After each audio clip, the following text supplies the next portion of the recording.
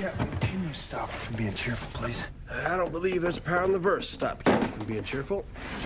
Sometimes you just want to duct tape her mouth and dump her in the hole for a month. I love my captain. Okay, you're back with R4nger5 Radio. Let's just see if I can turn this up so I can listen to it a bit better. So we're going on minimal equipment, as per usual. No big surprise there. Got to get a bit further away from the microphone. And, yeah. So I'm just going to get on with it. We're going to go straight into the news. Thank you for listening, everybody. It's much appreciated, but let's get on and do what we do best. So we've got 2 news stories for you this evening, both are from Kevin is a Geek. And right, we're going to the first one. So Amazon's Echo devices and its virtual assistant are meant to help find answers by listening to your voice commands. However, police in Arkansas want to know if one of the gadgets overheard something that can help with a murder case. Ooh. According to the Information magazine, authorities in Bentonville issued a warrant for Amazon to hand over any audio records from an Echo belonging to James Andrew Bates. Bates is set to go to trial for first-degree murder for the death of Victor Collins next year. Amazon declined to give police any of the information that the Echo logged on its servers, but it did hand over Bates's accounts and details and purchases. Police say they were able to pull data off the speaker, but it's unclear what info they were able to access.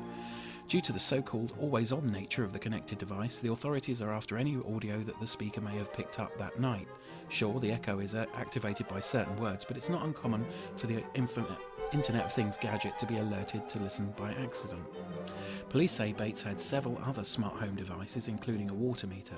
That piece of text shows that 140 gallons of water were used between 1 a.m. and 3 a.m. the night Collins was found dead in Bates's hot tub. Investigators allege the water was used to wash away evidence of what happened off the patio. The examination of the water meter and the request for stored Echo information raises a bigger question about privacy. At a time when we may have any number of devices tracking and... this is why you print these things out.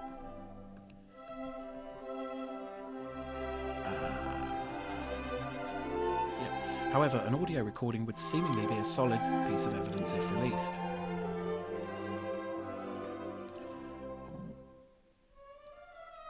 Oh, I've lost my place. That always happens.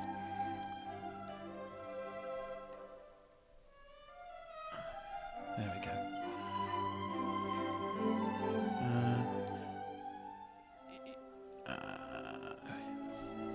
Give me a second.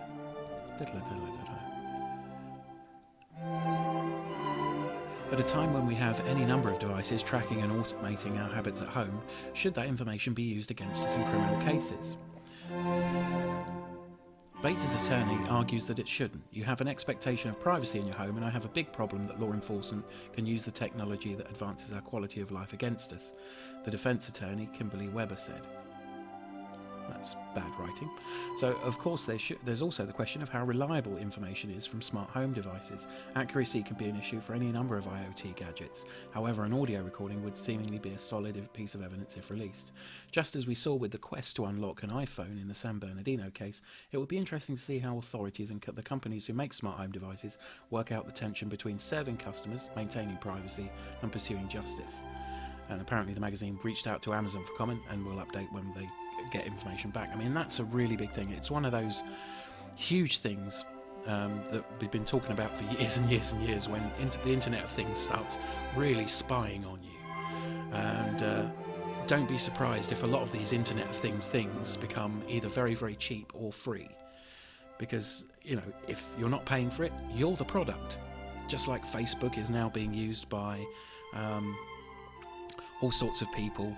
Well, like when you sign up for a new job, they want to know what your Facebook account is. So you're basically giving permission whenever you do these, and in all the terms and conditions, you're essentially giving people permission to spy on you, which is bloody annoying. You know, it's one of the reasons I don't have a Facebook account. It's one of the reasons I don't buy into a lot of social media. I police everything I tweet or repost. I try and make sure that that's all ethical and okay, and it's stuff I would stand behind if I was ever put on trial with it. So yeah, you know, be very, very careful of geeks bearing gifts, I guess.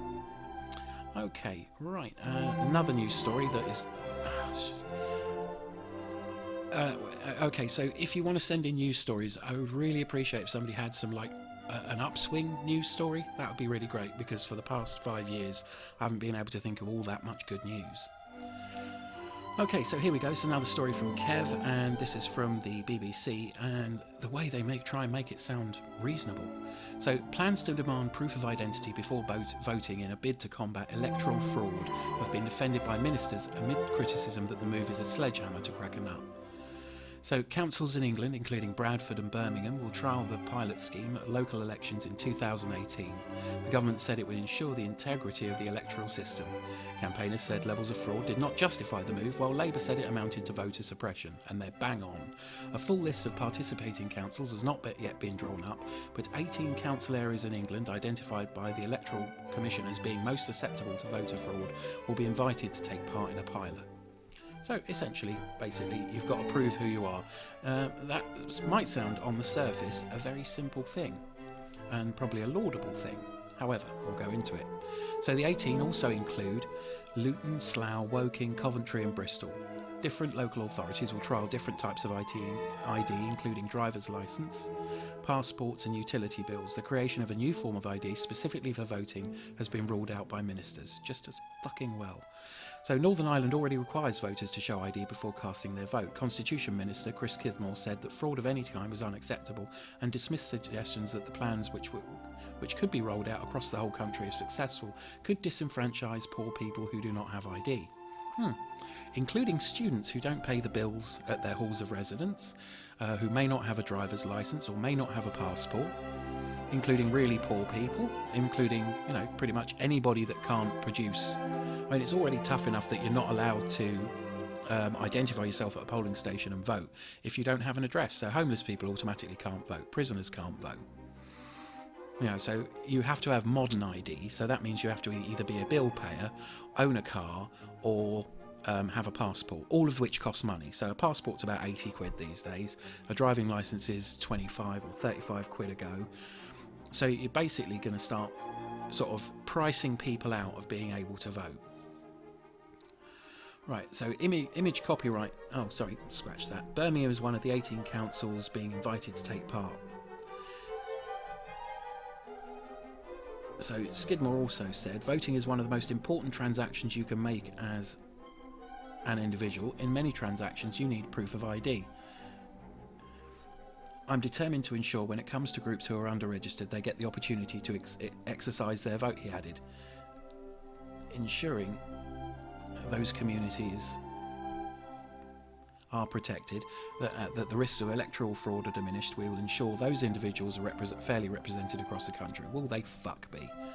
The reform was first touted by former Cabinet Minister Sir Eric Pickles, former Cabinet Minister and noted fascist Sir Eric Pickles, in August when he released recommendations amid growing concerns about electoral fraud. He tweeted that the government was right to give greater powers to electoral officials and the police to deal with intimidation and other unwanted behaviour, like voting against fascists. So in his report, Sir Eric cited research suggesting certain Pakistani and Bangladeshi communities could be more vulnerable to fraud due to a lack of understanding of the voting process.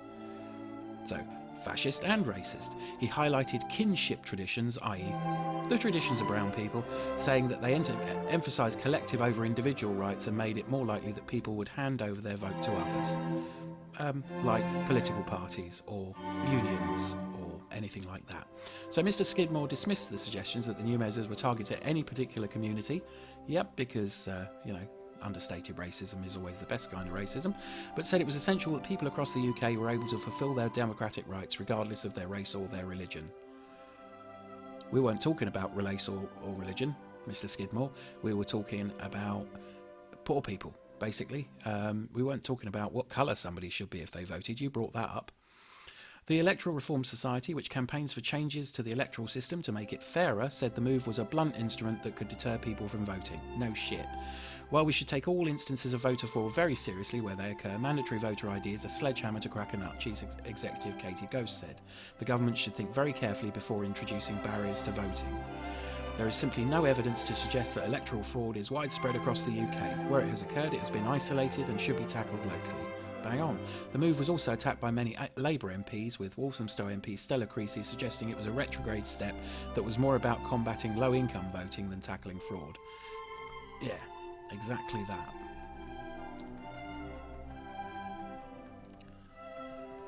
So Shadow Home Secretary Diane Abbott said there was no evidence of widespread electoral fraud and suggested the Conservatives were just borrowing from the US Republican playbook, which was my first thought when I first saw this story. But Jim Fitzpatrick, the Labour MP for Poplar and Limehouse, said he didn't have an issue with the idea as most people carry ID. So most people with a decent income and that are white carry ID. Former London Mayor Ken Livingstone, who was suspended from the Labour Party and is currently an independent, said it was a political move and would make life far more difficult for most people because of a handful of crimes.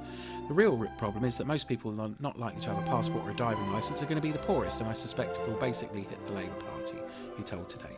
As well as the trials, election officials and police will be given new powers to tackle intimidation of voters by activists, who will also be banned from collecting postal votes for submission, a practice known as harvesting.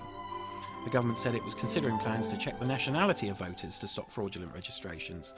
There will also be reforms to improve the security of the postal ballot system, including requiring postal voters to reapply every 3 years. So let's make voting... Already we've got really low turnouts, both in the UK and in America. Really, really low turnouts for important shit. So what we're talking about is basically half the population voted for Brexit and about the same amount of people voted in the US general election. Now, essentially you'll probably find that the people who didn't vote were in the lower incomes and didn't see why they should be bothered with it, which is a shame. And doing something like this in the UK will just make it worse. So if you can't afford a driving licence, or, a driving licence is like 35 quid, even a provisional licence, plus the 5 quid to get your photograph on it, plus the sending it away, and essentially, so you're talking about 40 quid or 80 quid just to prove to a person behind a desk, when you've already got a voting card, they're only issued in certain numbers. If you've got that voting card, that's your voting card, if it's come through your letterbox. So you're basically going to make whole slews of people ineligible to vote. And also, one of the things they did before the Brexit, very sneakily before the whole Brexit thing, in the UK anyway, is they changed the boundaries of legislation. So they changed all the voting boundaries, or several of them, including in Manchester, where I am, basically so that they could win certain areas. So this is, this whole, let's change those sections of people who vote, and then let's destroy voting booths and remove the number of them. Let's put a bigger barrier. Let's make it only in the town centre, so you've got to pay bus fare to go and vote. Fuckers. Sort of like nobody... There's no group of people that believes less in the democratic process than politicians. So yeah, so that's me. I'm not in full rant mode yet. I'm basically gearing up to that. I will be back on full ranting form, but we're just producing this as an episode 0. We'll get this out there and see what people think. So, because we're only using half of our kit, so I've had to kill the background music, which is really bad, and this is a very bad cable. So we're going to go for the halftime music, and yes, this is a commercial piece of music, and yes, I will give the author $10 if they get me an address. Just email the address at v4v@earthling.net and I'll pay Gil Scott Heron directly for this, because this is a piece of music. It's like 60 years old. So I'm just going to go to this and we're going to play this, and this is Gil Scott Heron with "The Revolution Will Not Be Televised." So here we go.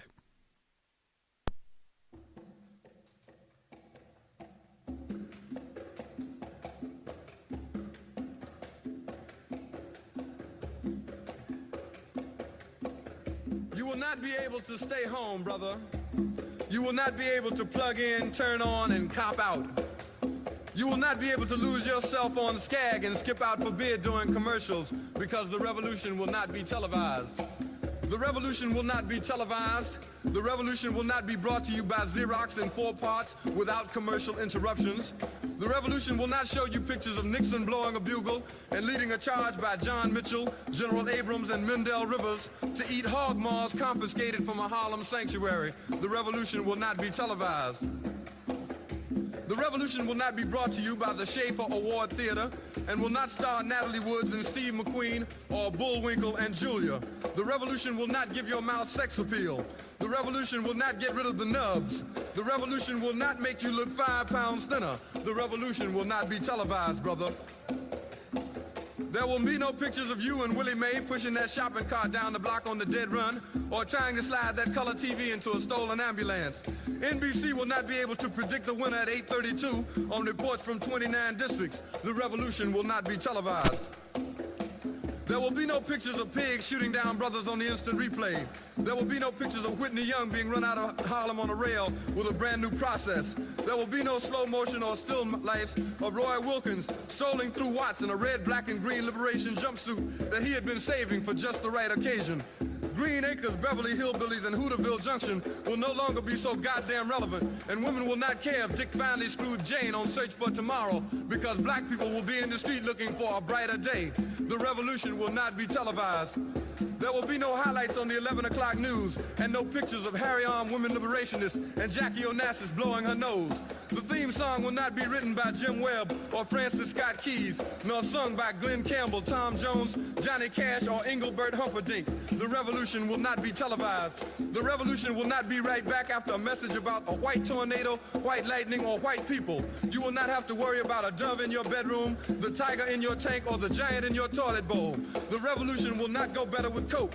The revolution will not fight germs that may cause bad breath. The revolution will put you in the driver's seat. The revolution will not be televised, will not be televised, not be televised. The revolution will be no rerun, brothers. The revolution will be live.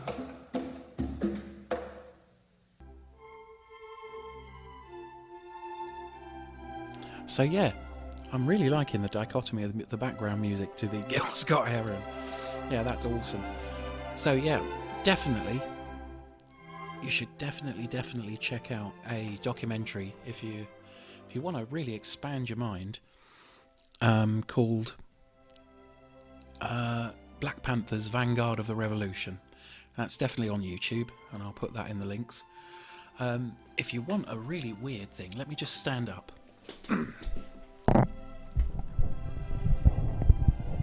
Come with me to a standing position. And I've got on my wall the Black Panther 10-point program.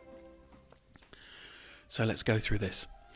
So number 1, we want freedom, we want power to determine the destiny of black and oppressed communities. Seems reasonable. Step 2,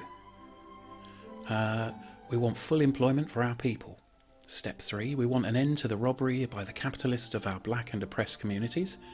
Step 4, we want decent housing fit for the shelter of human beings. And step 5, we want decent education for our people that exposes the true nature of this decadent American society. We want an education that teaches us our true history and our role in the present day society. 6, we want completely free healthcare for all black and oppressed people. 7, we want an immediate end to police brutality and murder of black people, other people of colour, and all oppressed people inside the United States. We want an immediate end to all wars and aggression is step 8. Step 9 is we want freedom for all black and oppressed people now held in US federal, state, county, city and military prisons and jails. We want trials by a jury of peers for all persons charged with so-called crimes under the laws of this country. And number 10, we want land, bread, housing, education, clothing, justice, peace and people's community control of modern technology. That's like 1964. That's what I would write if I was writing a manifesto. So go check out Black Panther's The Vanguard of the Revolution. It's on YouTube, it's all over the place. It was a BBC Time Watch documentary. And just see how the last time a whole bunch of people decided to go, fuck this, we're going to start our own community, and how unfortunately the FBI directly got involved and destroyed it. So there you go. So that's a little piece of American history, which is weird because American people will be listening to this. And yeah, I've got nothing but time for those ideals. So yeah, hasn't 2016 been a shit year? Oh man. There's a sound you don't hear on radio. Yeah, so Brexit, the American election, which was just fucking terrifying. I'm pretty sure, though, that Donald Trump had a little chat with the Secret Service, who promised that they would blow him the fuck away if he touched those nuclear launch codes. I'm sure that's been implied to the president, the future president of the United States. And yeah, that's another election, like the Brexit, which was, half the population voted. You've also got, very few of the Americans voted, but lots and lots of people turned up to vote who weren't suddenly eligible to vote. And now you've got, the whole electoral college, which was designed to stop a complete nutter getting into power. That process is being, abused as well. So, yeah. So this is why I think we're coming back out of retirement and we need to do some stuff. We need to get positive. We need to skill up and essentially learn a bit more about, how to do stuff, a bit more about how to prepare ourselves for, oncoming hardships and stuff like that. And we need to share and distribute this information as best we can. So yeah, I can't claim to be politically unbiased. And I certainly can't claim to be unbiased in all sorts of other ways. But those two events have really shaped how I feel about 2016. And it's, on the plus side, it's got me kicked into being a bit more interested, paying a bit more attention to the news and stuff like that. So yeah, some benefits. Right, and loads of celebrity deaths. David Bowie, Alan Rickman, and just recently Carrie Fisher. Amongst lots and lots of others, lots of actors died. Just so it's not hopefully this is not a major shock. I don't think it's a shock to anybody in the IRC, but my mum passed away in January, just before my birthday, which was fun. And then the funeral was held on my daughter's birthday, which was even more fun. So we've got some really good date associations going away with this year. Has to be said, she was always on the side of people being left alone to their own fucking devices, and not being hassled by the state, and not being sort of put into pigeonholes by people, or hated just for one facet of who they are, like who they sleep with or what colour their skin is. And I'm not going to go on about my mum being dead, but I will say this, that she did once get into what amounted to a bar fight in a cafe in the 1960s, where somebody, basically, because she was talking to someone that was black, went past her and a whole gang of women just hissed nigger lover at her. And that's a really horrible thing to, this is in the 60s when there were a lot of West Indians in London. And to her eternal credit, she reached over into the shopping bag of an elderly gentleman sitting behind her, pulled out a bottle of Heinz ketchup. She said she never forgot it, smashed off the end, and proffered the broken bottle at the person that had uttered the racist epithet, and says, "How do you want this to go?" And the entire crowd of women that were hassling her all melted away. And calm as you like, she turned round and put sixpence on the counter and said, "Sorry about your ketchup." And the little old guy just gave it back and said, "No, you were quite in the right." So, barroom style violence from the past of my mum. So yeah, that's an interesting story.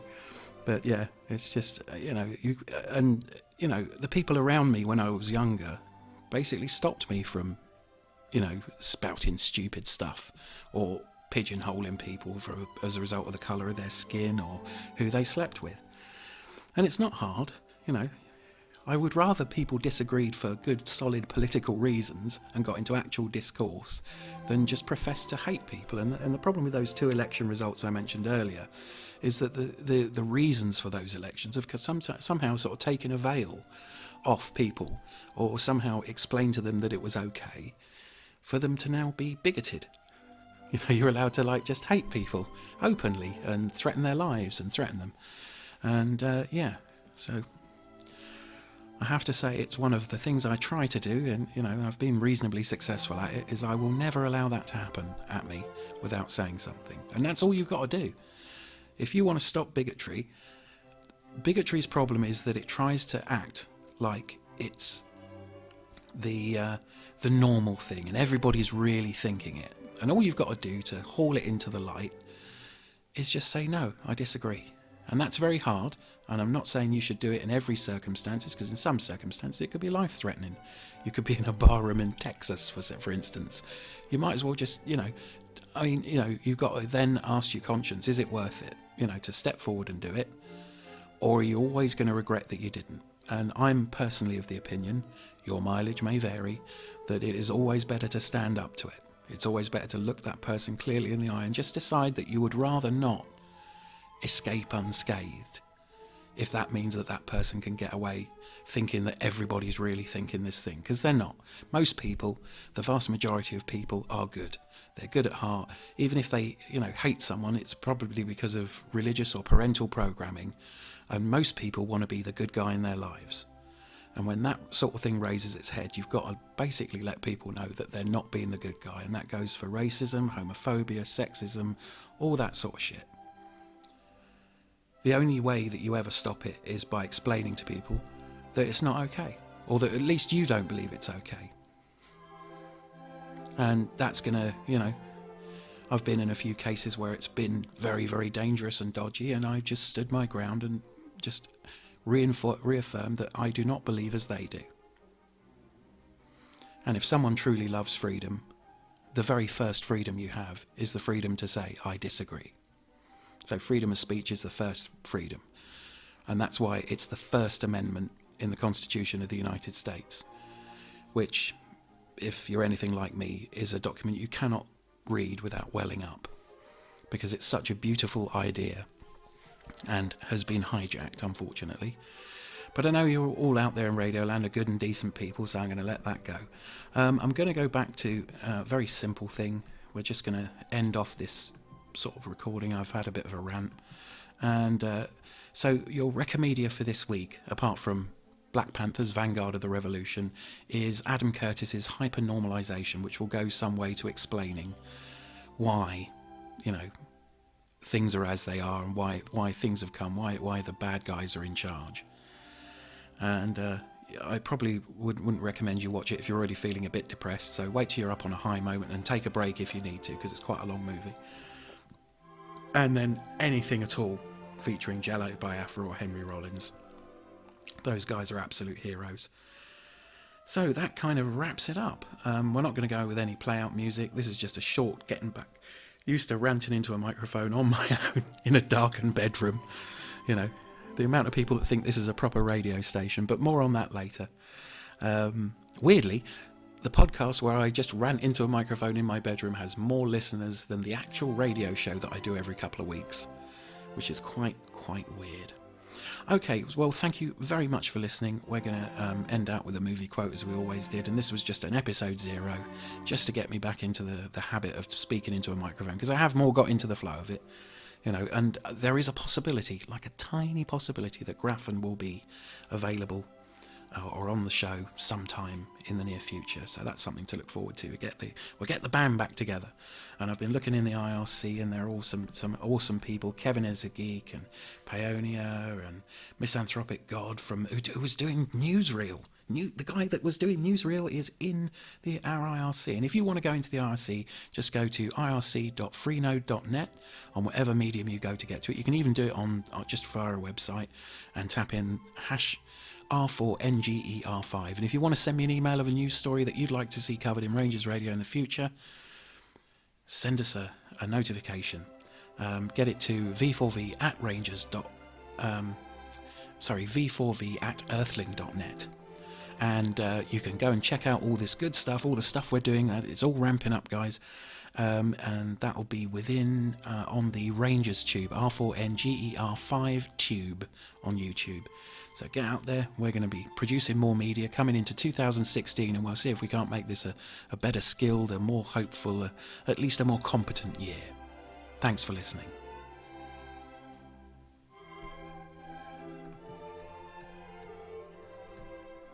You know what the chain of command is?